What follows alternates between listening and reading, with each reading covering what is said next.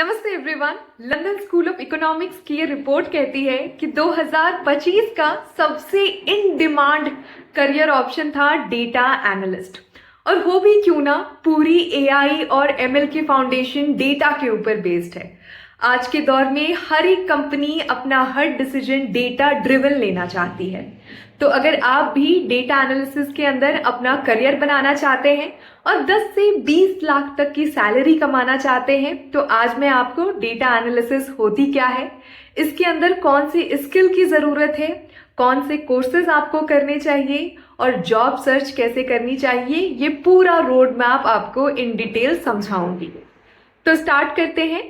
सबसे पहले data analysis क्या होता है। तो जो भी कंपनियां हैं जैसे कि मिंत्रा हो गई, ब्लिंकिट हो गया, जेप्टो हो गया, अमेजॉन हो गया, हम जिस भी कंपनी के बारे में सोच सकते हैं, ये सारी ही कंपनी डेटा ड्रिवन चलती हैं। यानी कि जैसे मिंत्रा को अगर डिसाइड करना है कि उनको कौन से आइटम अपने वेयर हाउस में रखने चाहिए, तो उसके लिए हम पूरा डेटा निकालेंगे, समझेंगे कि किस टाइप के आइटम्स बिकते हैं और कितने बिकते हैं, और उस हिसाब से फिर हम अपने वेयर हाउस में स्टॉकिंग करेंगे।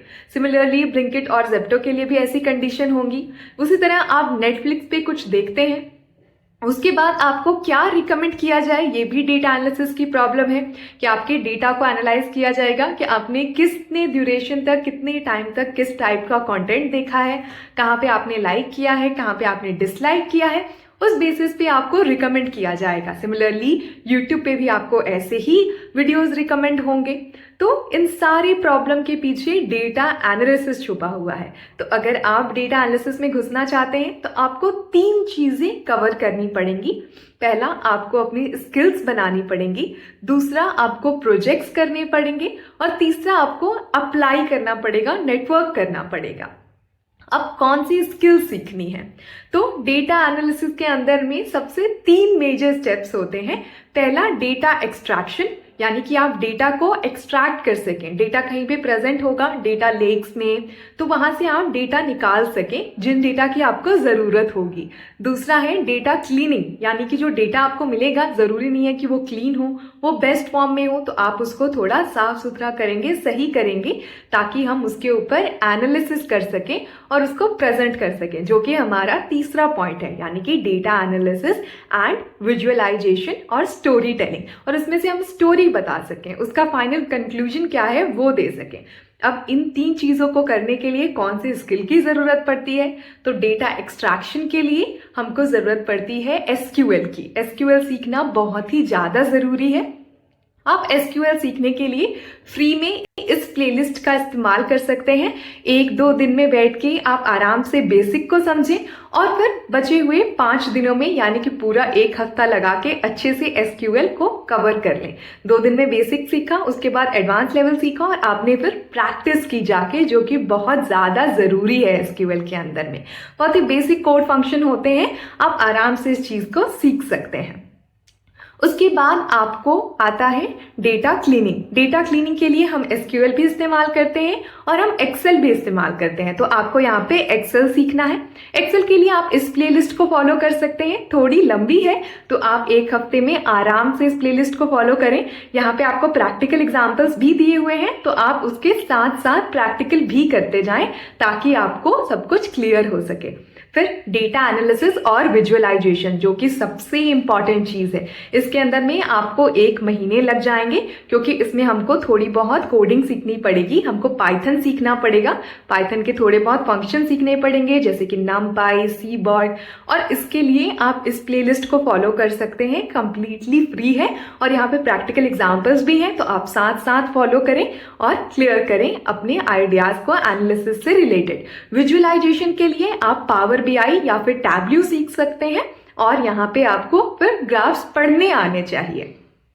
तो आप जो भी ग्राफ डालते हैं उसका एक सिग्निफिकेंस होना चाहिए। तो अल्टीमेटली आपको ऐसा डैशबोर्ड अपने डेटा के साथ बनाना है। अब इसको कैसे बनाना है वो हम आगे के पार्ट में समझेंगे, लेकिन यहाँ पे मैं एक बात बता दूं कि अभी के टाइम पे हमको एआई और एमएल के बेसिक सीखना भी बहुत ज्यादा जरूरी है। तो आपको अगर ये वीडियो कवर कर ली जाए एआई और एमएल बेसिक्स की, तो आपके डेटा एनालिसिस में बहुत हेल्प मिलेगा। तो हम एआई टूल्स भी इस्तेमाल कर पाएंगे और हम मार्केट में और भी ज्यादा डिजायरेबल बनेंगे। मैं ये सारी लिंक्स डिस्क्रिप्शन बॉक्स में भी अटैच कर दूंगी ताकि आप वहां से फ्री में सब कुछ एक्सेस कर सकें। अब आगे बढ़ते हैं। सबसे इंपॉर्टेंट आता है, अब आपने चीजें सीख ली तो हमारी थ्योरी क्लियर है, लेकिन हमको अपने रिज्यूमे के ऊपर में कुछ डालना है ताकि हम रिक्रूटर को सबमिट कर सकें। और इसके लिए अब हमको बनाने हैं प्रोजेक्ट्स। जैसे प्रोजेक्ट्स इस टाइप के आपको डैशबोर्ड बनाने हैं, जैसे कि ये मैंने गिटहब से उठाया था।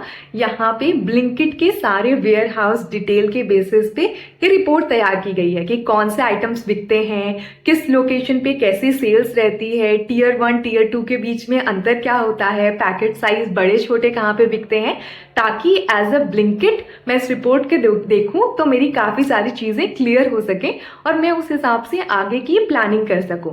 तो आपको अपने लिए ऐसा कोई प्रोजेक्ट बनाना है। अब यहाँ पे आपको क्लियर रखना है कि आप जिस भी फील्ड के अंदर में घुसना चाहते हैं, जैसे अगर आप हेल्थ केयर में घुसना चाहते हैं तो आप हेल्थ केयर से रिलेटेड डैशबोर्ड बनाएं। अगर आप मिंत्रा या अमेजॉन जैसी कंपनी में जाना चाहते हैं तो आप उससे रिलेटेड कुछ ऐसी डैशबोर्ड बनाएं। आप अगर मेडिकल फील्ड में जाना चाहते हैं तो आप इस मेडिकल से रिलेटेड कोई अपनी रिपोर्ट बनाएं। तो जैसे फील्ड से होगा उससे रिलेटेड ही आपका प्रोजेक्ट होना चाहिए। अगर आपको प्रोजेक्ट से रिलेटेड कोई हेल्प चाहिए तो आप इस वीडियो को देख सकते हैं, बहुत अच्छे से समझाया हुआ है कि कौन सी प्रोजेक्ट कैसे बनाई जाती है और फ्री के प्रोजेक्ट्स भी करवाए हुए हैं। तो वहां से आपको बहुत हेल्प मिल जाएगी अगर आप फॉलो करते हैं उसको अच्छे से। ठीक है, अब आते हैं सबसे इंपॉर्टेंट पार्ट पे। आपको रीच आउट करना है, तो आपको अपना एप्लीकेशन प्रोसेस शुरू करना है। तो आप लिंक्डइन पे जाएं, वहां पे डेटा एनालिस्ट की जॉब को सर्च करें और आप अप्लाई करना शुरू करें। आप जो HR होते हैं लिंक्डइन पे उनको कनेक्शन रिक्वेस्ट भी भेजें और थोड़ी टाइम तक वेट करें और फिर उनको अपनी प्रोजेक्ट्स भेजें कि मैंने ये चीज़ किया है और मैं इस जॉब के अंदर में इंटरेस्टेड हूँ। आप अपनी CV को अच्छा करें और उस चीज़ से नेटवर्क करना शुरू करें। एक और भी बहुत अच्छा तरीका है रेफरल मांगने का, यानी कि आपको अगर किसी कंपनी में डेटा एनालिसिस की जॉब दिखाई देती है तो आप उस कंपनी के बाकी लोगों के साथ लिंक्डइन पे कनेक्ट कर सकते हैं और फिर उनको अपने प्रोजेक्ट्स भेजें कि मैंने ये चीज़ की है और मैं इंटरेस्टेड हूँ इस जॉब के अंदर में, क्या आप मुझे रेफर कर सकते हैं। तो आपको वहां से रेफरल भी मिल जाएगा और आपको ईजी होगा जॉब सर्च में। एक और बहुत ही अच्छा तरीका होता है जॉब पाने का कि पहले आप इंटर्नशिप्स के लिए अप्लाई करें। तो इंटर्नशिप पाना रिलेटिवली ईजी होता है। अगर आपने अच्छे प्रोजेक्ट्स कर लिए तो आपको इंटर्नशिप मिल जाती है। थोड़ा टाइम लगता है एप्लीकेशन में, लेकिन ईजियर होता है जॉब ढूंढने से। आप वहां पे इंटर्नशिप में अच्छा परफॉर्म करें, थोड़े बहुत पैसे भी मिलते हैं तो उससे आपकी हेल्प होगी और फिर वहां पे अपना कोशिश करें कि आपको फुल टाइम वहां पे कन्वर्ट कर लिया जाए। तो ये एक तरीका जो है वो बेस्ट होता है जॉब पाने का। तो ये हो गया अपना पूरा डेटा एनालिसिस का रोड मैप, जिसको कि आप फॉलो करके 2026 के अंदर में अपना करियर बिल्ड कर सकते हैं और अच्छी सैलरी पा सकते हैं। अब ऐसी और भी जॉब अपॉर्चुनिटीज़ हैं, जैसे कि मार्केटिंग फील्ड के अंदर में, प्रॉम्प्ट इंजीनियरिंग के अंदर में। अगर आप इनके बारे में और जानना चाहते हैं तो जल्दी से चैनल को सब्सक्राइब कर लें, क्योंकि अब ऐसे बहुत सारे इंपॉर्टेंट कंटेंट आने वाले हैं। Pretty much about it. Hope it was helpful. Thank you.